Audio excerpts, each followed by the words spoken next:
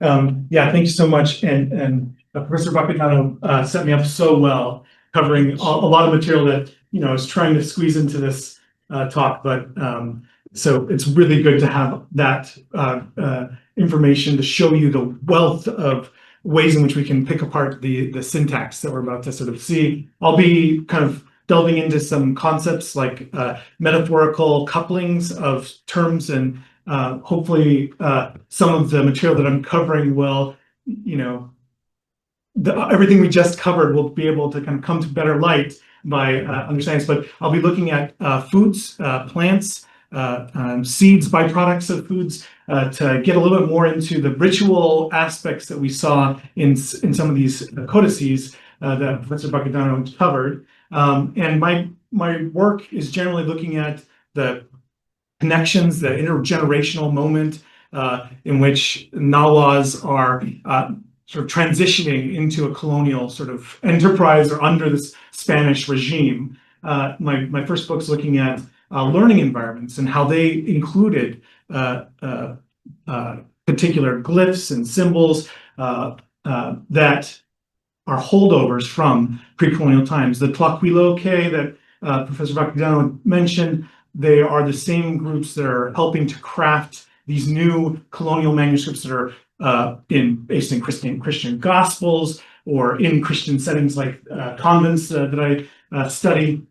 And these are some of the materials, some of the theory that I work with. The Leiden School that's done a lot of work on codices has revealed a lot about the materiality of these items. Elizabeth Hill Boone's work on how to read some of these manuscripts is really essential reading, and then some more recent work by Andrew Laird. But my work really does build off of what Elizabeth's done recently, and so I'll highlight that soon. Today I'll just be talking about graphic representations of plants and foodstuffs, and exploring how these some of the metaphorical elements, the semantic understandings of the glyphs can help us better understand context in these both the visual and the material aspects of these sources.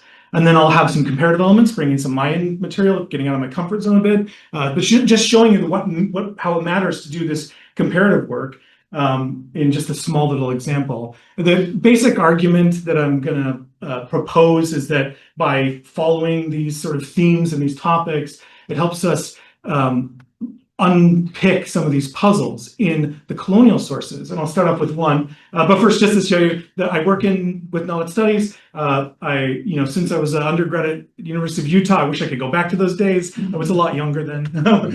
That's so many gray hairs.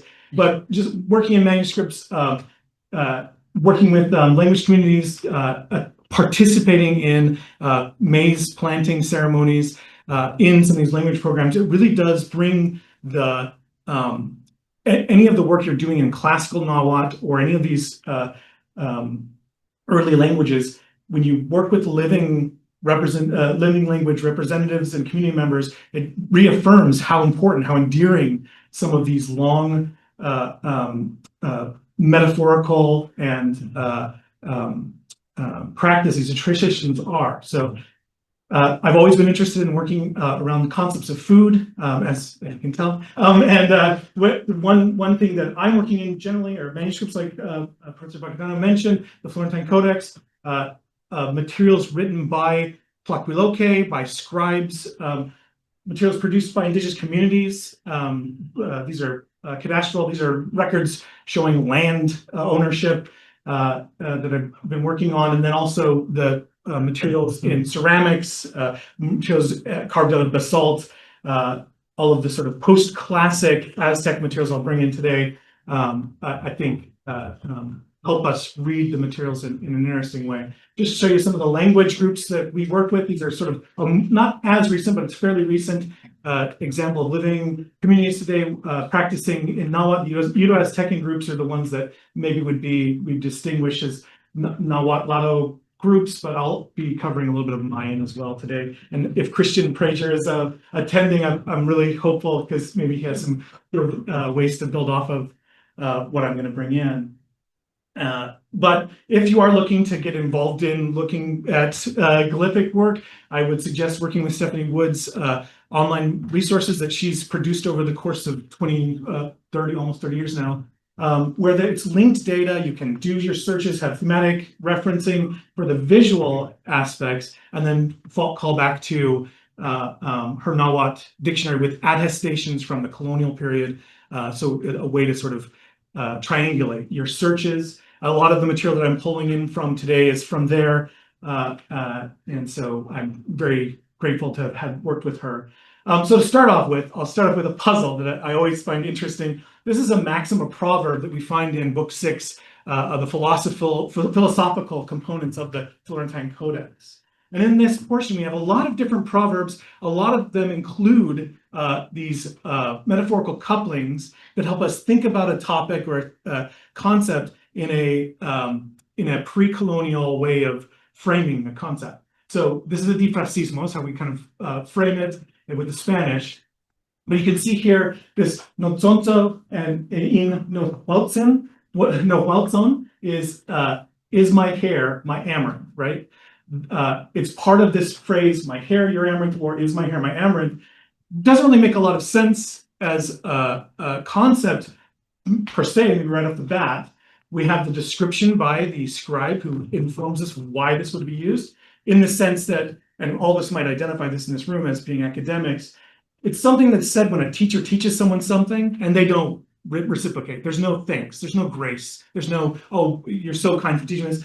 Instead, you get scorn and feel sad and deflated, and your hair sort of hangs over like amaranth. And what Thelma Sullivan argues is the way in which one would look like amaranth whose seeds have dried and fallen, and you're sort of upset. Oh, fine, you don't care about my knowledge I've passed on to you. I think we all can kind of identify with that maybe from experiences teaching in the past. But for me, amaranth has always been a really important vehicle for understanding the language and ritual practices, especially because its seeds are notorious for being ground down into dough, made into balls of or what we might think of as tamales, and ingested in this form of diwali. So I'll be talking about amaranth today, especially, and showing you some of the roots of some of these traditions. Here's amaranth. Here are the seeds and varieties that you can find around in Mexico, especially. You can see there are a lot of them, and these were all cataloged by Nahuatl scholars in the Florentine Codex.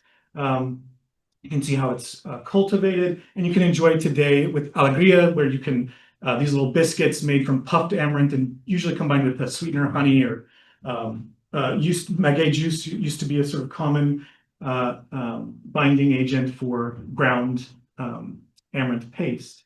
But it's a staple food, and it's left off of sort of the plate when we think about foods from Mexico. We often think about maize, we think about squash, beans, and amaranth, chia. It more recently has had a revitalization and become a sort of this superfood, and from time to time we have these trends. But it is a really crucial element, and we can see that in the Florentine Codex. We can see how the Tlacpiloque tried to show us how to read different plants. The natural science that's involved is really compelling. So we have the way in which Nahuatls would go out and harvest, collect amaranth greens, kiwi, where you would collect these young tender leaves and stalks to cook and eat, put into some of these tamales. But also the different varietals where you would know, they tell us in glyphic fashion how to read this plant. So they look apparently the same. They both have root structures that are very similar, leaves and flowering tops. We don't have color, which is so tragic about this portion of the Florentine Codex. In its process of being produced, either running out of color or the death due to epidemic disease, there isn't a filling in of a lot of the important gaps, especially that point where we see the Tlacpiloque, as Professor Bacadano showed, drawing themselves. We don't have a lot of color in that portion that's describing color. It's kind of a sad irony. But so we can see, whoa, what have I done? There we go. Okay, so we can see how Michihuatli, or fish-like colored amaranth, is depicted with a little minnow, or a small fish of Lake Texcoco, surrounded by its roe, its offspring, to give you a hint of, this is the gleaming white amaranth, the bright colored amaranth, the shiny amaranth that you would make into a paste. It's delicious. It's wonderful to eat. This is the kind humans eat. The other kind, Tezcatlipoca, is mirror stone amaranth. And we have a depiction of a stone with a black mirror, obsidian mirror, to show us that this is a really dark, black, shiny amaranth, still shiny. And this is more common for birds to eat. So we have a reference between what is relational, what's good for humans, what's good for others.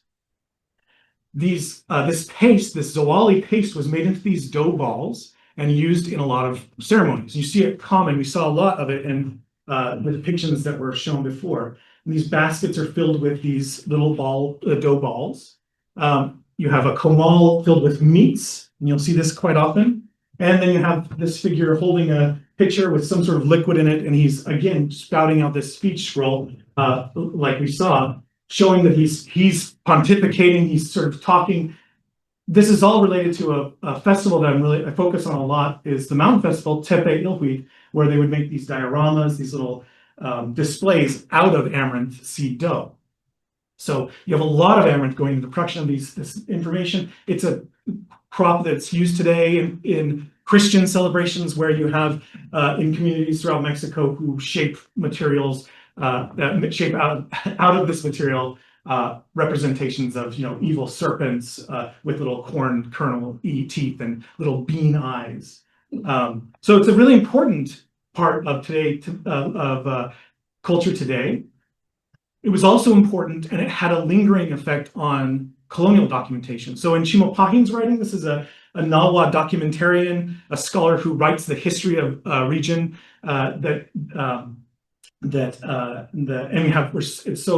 it's thanks to his work that we have a lot of information about day-to-day activities in a colonial context. Well, he also records how important these ritual offerings were. And one of these other Difrasismos that has something to do with amaranth, that I argue has something to do with amaranth, is in Shinechkali in Tlamatzawali. And this phrase becomes the metaphorical coupling for bread or food. And we see in Chimalpahin him making this case that the city of Chalca would not provide the cooked maize and the folded over tortillas, and thus the Mexica had to conquer them. Thus the Mexica had to exact punishment in the 15th century, so before contact. And this reference comes in at least 3 times in discussion about Chalca. It's really critical that they have these that they offer this food. We don't have visual representations in Chimalpahin. The word itself it's a patient noun of the word, well, it's believed to be of the verb matzoa, to knead. The Spanish translation, Molina, one of our earliest grammarians, explains to us it's actually the word to make balls, to make buns, sorry. And so that's really critical, that we still don't really understand the word. And for my reading, I actually read it a little differently, right? So Frances Cartnan, who's an amazing linguist, who's done all the work on this, she noted herself in her dictionary, an analytical study of Nahuatl, that we still don't really understand this verb. We still don't understand the components. There's no real clear W sound in there. So we don't know if it's a zohwali or if that's missing and it's just zoa. So, but I argue that it is zohwali. I argue that that's a construction of the indefinite pronoun tla, mait, which is hand, and zoali. So it's a something handmade into dough. So we would have the processed maize, the cooked maize, and the hand thing made out of dough, or these little dough balls. So the coupling of these two things makes me think about amaranth and its pairing in visual form. If you're interested in Cambridge, you can grow amaranth. This is from a couple of years back. You can see I didn't harvest any, but look how delicious it looks. But no, you can see how pretty the flowers are. Just to give you a hint, why don't you go ahead and start harvesting today? This actually has been sadly it's been whitened. You won't be able to see amaranth here in my last edit, sorry, but there's amaranth over there. But you can see it in the Florentine Codex in the margins of some of the folios where they define particular ethnic groups. The Matlatzinca by saying they were learned, they were smart enough to have begun to harvest amaranth and maize and beans, and these three plants are coupled together in a sort of a trifecta. It's so important in the Florentine Codex, it actually gets its own featured visual depiction display. In book 4, the portion's talking, this is the portion of the Florentine Codex that explains what happens to you when you're born. It's the divining manuscript. It says, if you are born on this particular day, you'll have success doing this or that. Well, on the day one rabbiters were really good at growing things. And one rabbiters could grow maize really well. And after the portion that talks about all the maize they would grow and how they would process their maize and all the things they would do, you actually see maize in production, right? It's a featured plant, right? The portion that it turns to next on this folio, you have how one rabbiters would also produce other goods, amaranth, chia, and beans. And it talks about how they would process these foods, but also the bean pods would be processed. It talks about all of them in a sense in the text. We have no Spanish translation here, right? So pointing out this idea, if you're a Spaniard, you can't understand what's going on, except for maybe looking at the visuals. But what's interesting is there's no visual depiction of chia or beans. It's all pautli, it's all amaranth. You can see men and women working on it, and it shows how important it is. And in a sense, these visual depictions amplify the importance of amaranth in the text. Oops.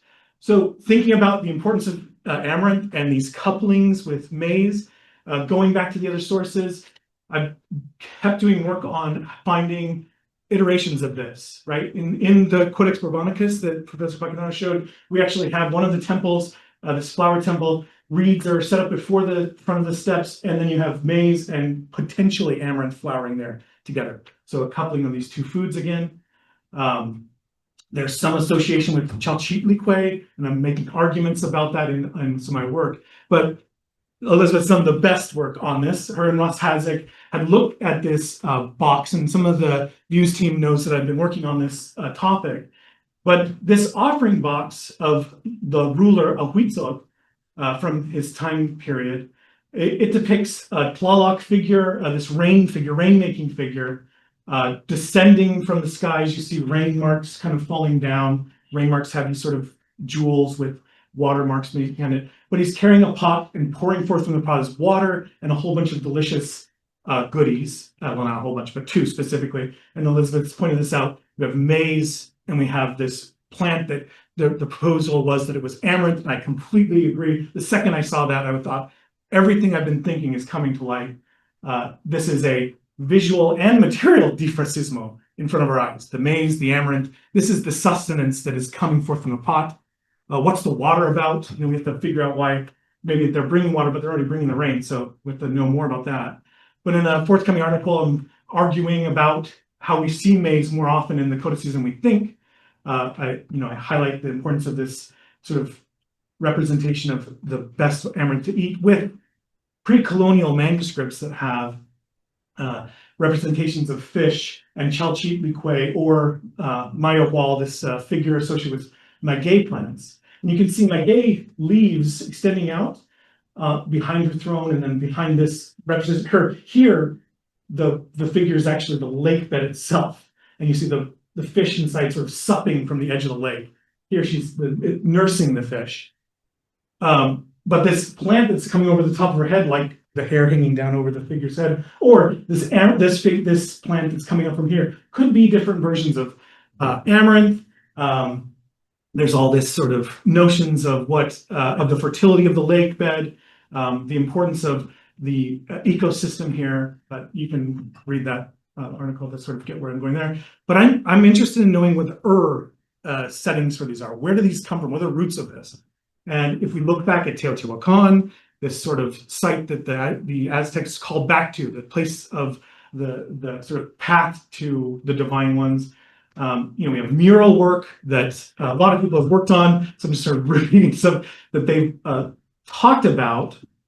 But when you actually look at close, and this is just when I was in Mexico just in November, if you get up close and take a study of it, you can see pairings of what look like corn, maize with another plant that I would argue is amaranth.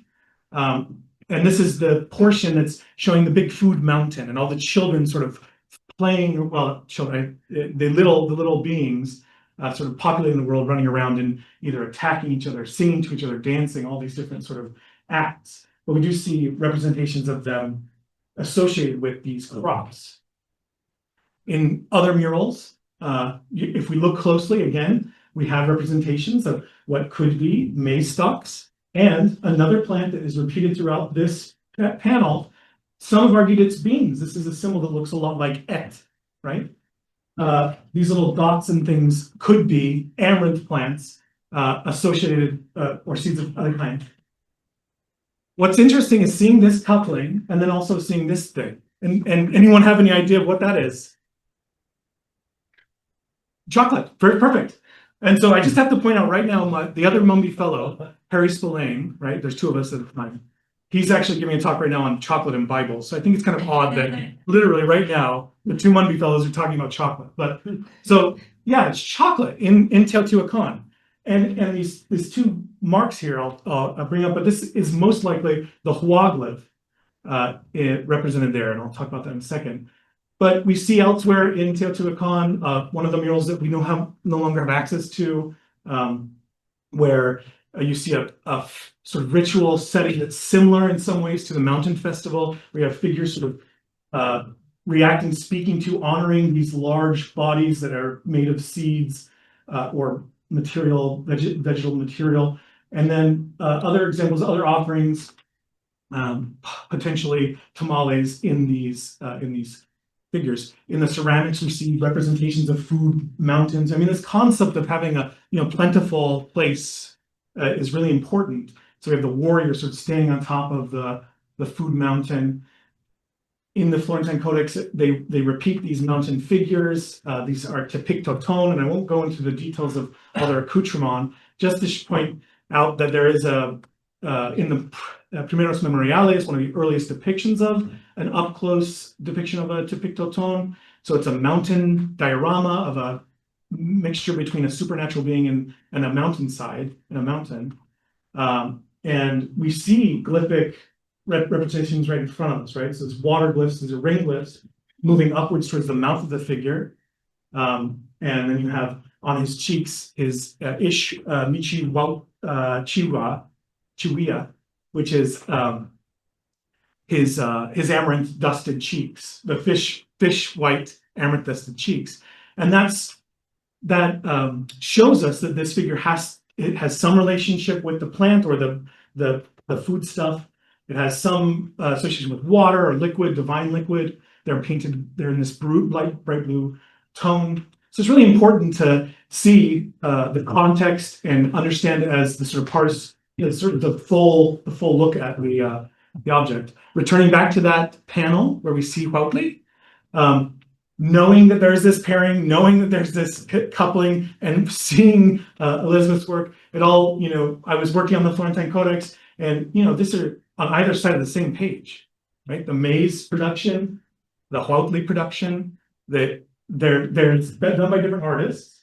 But when you just shedding light on this type of document, you can see how they share the same space. In a way, in a physical form in the Florentine Codex, we've recreated this similar sort of physical representation of a Difrasismo, one could say. At least that's one argument trying to make. So beyond that, and I'll just wrap up here. I don't know if I'm okay on time. How do understanding these Difrasismos and these metaphorical couplings and plants, these offerings, help us understand other aspects in the ritual setting? I've already mentioned, we saw that little glimpse of chocolate, and this figure is drinking something. What's he drinking? This figure is drinking a concoction. We have the Difrasismo at tlacuali, which means sustenance. It's the water, the food, and it's how you would provide for someone. It's the offering, maybe. We see here, when meeting a lord, it's always proper to bring your tamales, your chocolate with the little mixer, and the comal.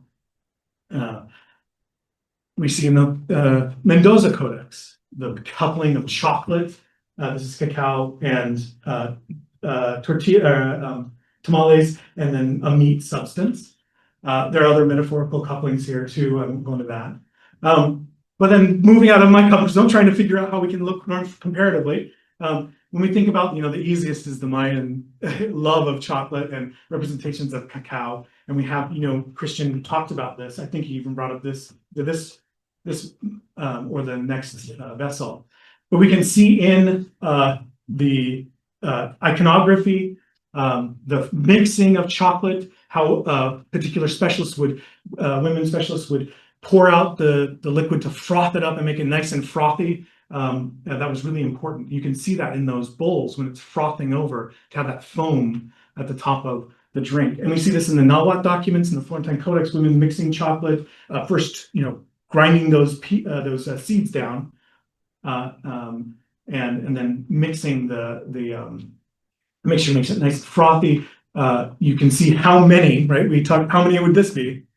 If we know for 400 chocolate in a basket, right? And so it's a lot of chocolate that needs to get moved around, and so it just shows the economy at play. But we see it in the sculpture as well, right? This importance of chocolate. Thinking comparatively about these, Nahuatls cared a lot about chocolate, and their Difrasismo for chocolate, their metaphor for it was the heart and the blood. I can't find so far a representation of this in the documents. So I just kind of threw up these two symbols. But it was used as a way, at least according to our scribes, to threaten people, to say, this isn't for you commoners. This has so much gravity, so much weight.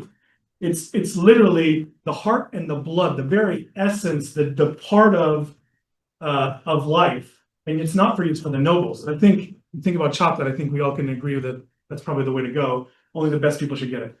So anyway, when we think about other foodstuffs, this is just specifically, to show you different characterizations of types of food in glyphic form.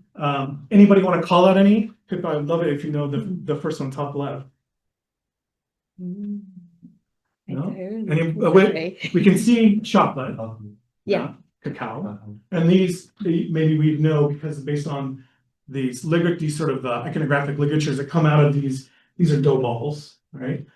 Any guesses as to these? So this is maize, but it's Ben.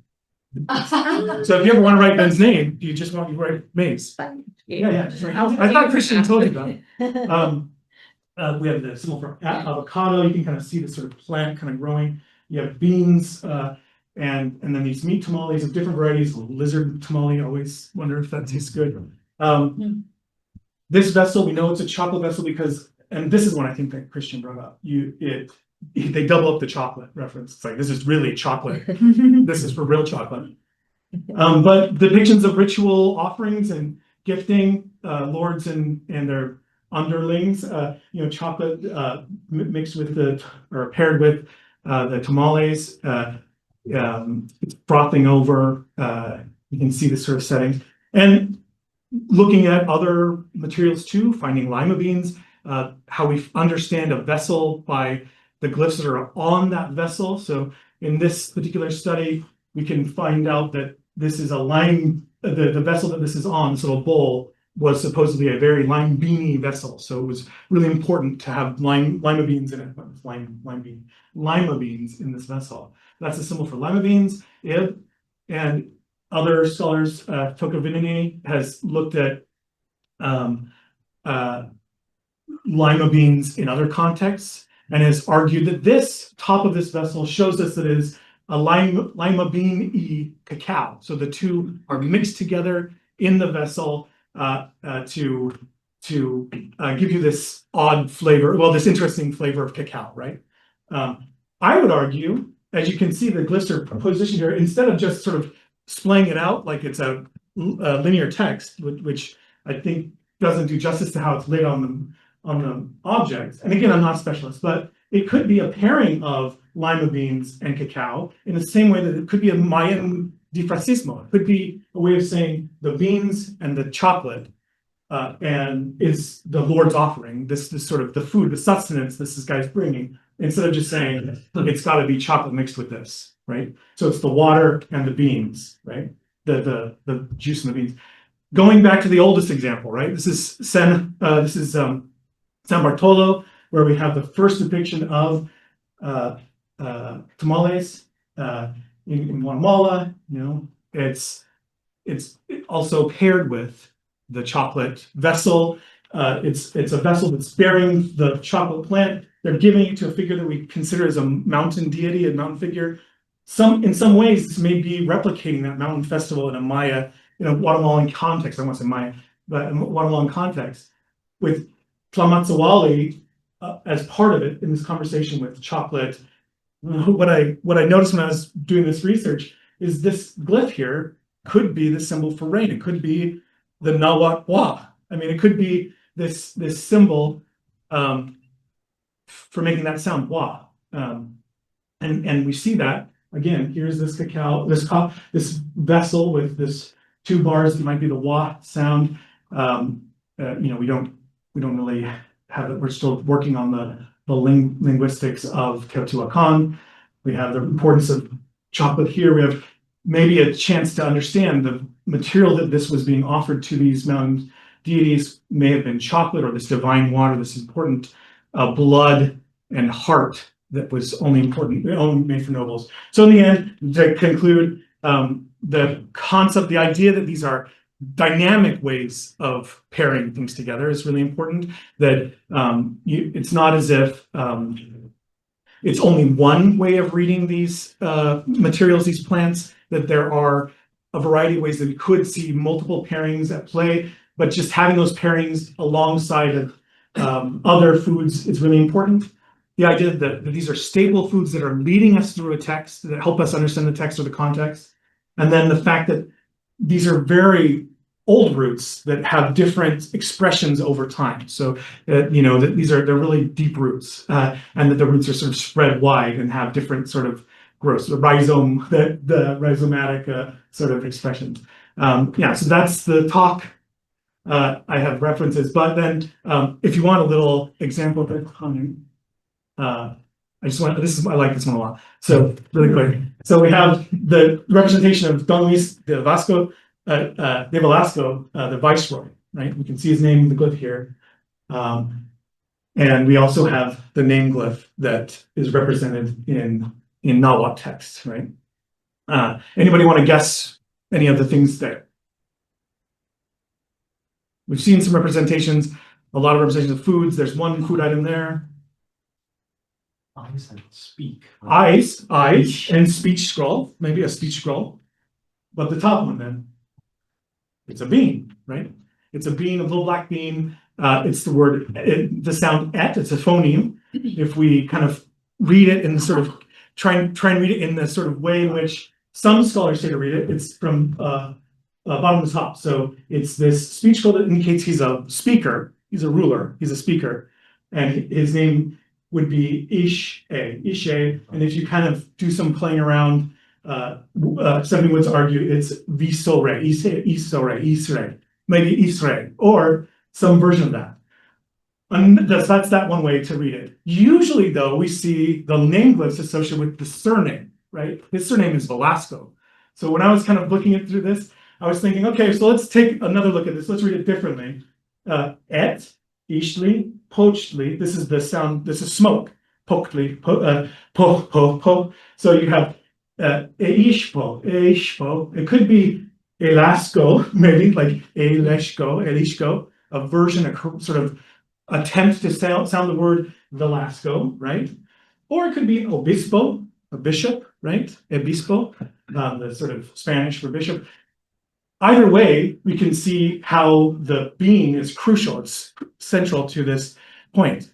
And even if it's this way or that way, we know that this guy, I mean, just look at him, he's a dead ringer for Mr. Bean. So I mean, that's something that's obvious. I mean, I just put that together. So all right, that's what I've got. That's it.